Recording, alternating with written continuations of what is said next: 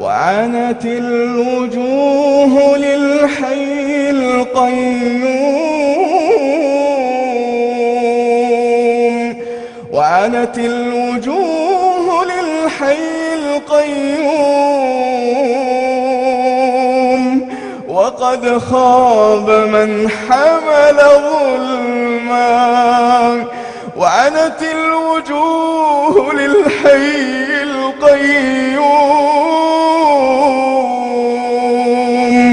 وعنت الوجوه للحي القيوم،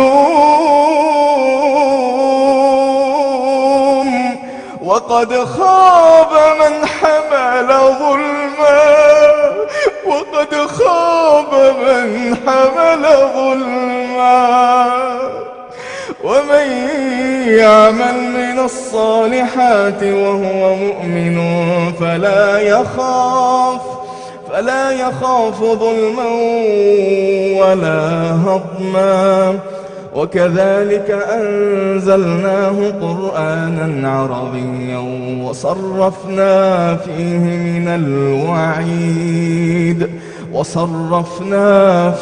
من الوعيد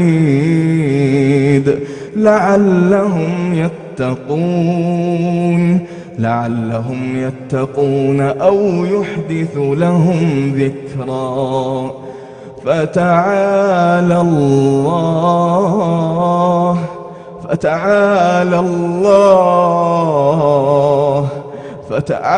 الله الملك الحق.